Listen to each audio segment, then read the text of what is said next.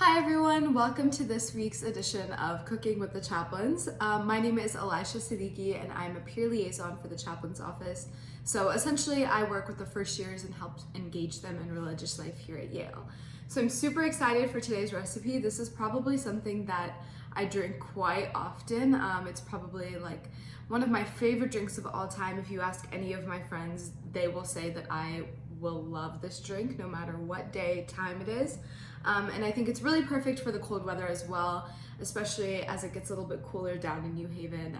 It's getting cool where I live as well. So today I'm going to be making chai for you all. So chai translates directly to tea in English. There's two different variations we're going to be making today. The first is the more traditional chai recipe that you would find in any Pakistani, South Asian household.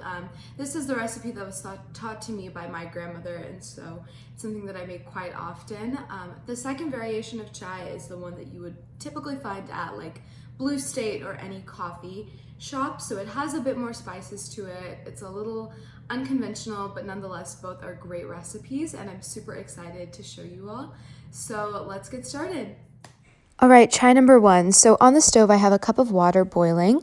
For the ingredients, you are going to need 1 cardamom pod, fennel seeds, and a cinnamon stick, and of course, black tea. I'm using the British Tetley black tea brand, but you can use whatever brand you'd prefer.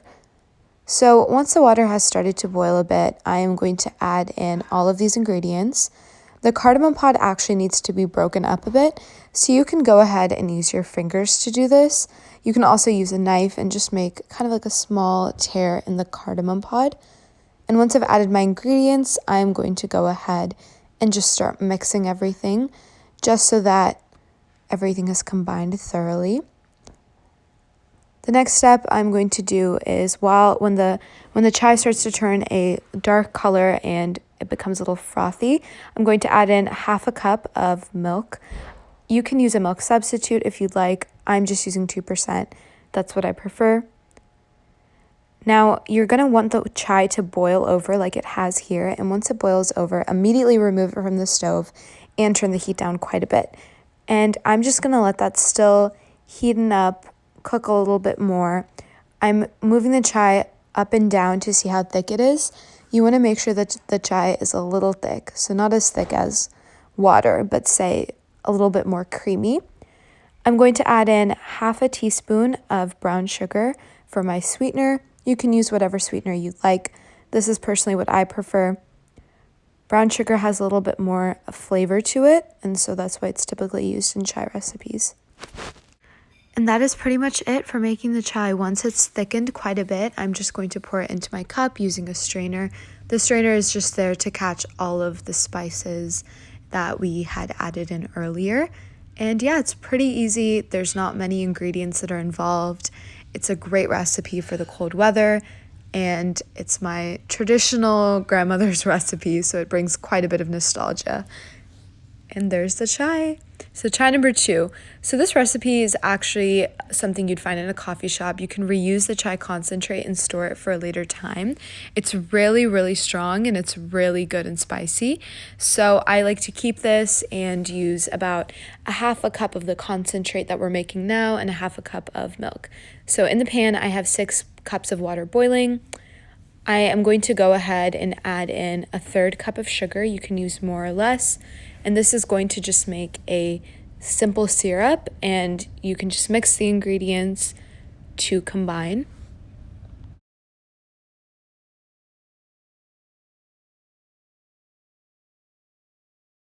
So while the simple syrup is coming to a boil, I'm just going to go over the ingredients. So the first ingredient I have is 2 cinnamon sticks, 8 pods of cardamom. Again, these are kind of sliced open just a bit. Then I have 10 whole cloves, so that's what they look like, and about a 1/4 a teaspoon of orange zest. You can use more or less depending on how you like it, and a 1/4 a teaspoon of pepper. So same here, you can use less of these ingredients or more depending on how concentrated and spicy you'd like it. I've also found that ginger tastes really good, so if you use about a small knob of ginger, I would say maybe a tablespoon of ginger sliced up. It's really, really good.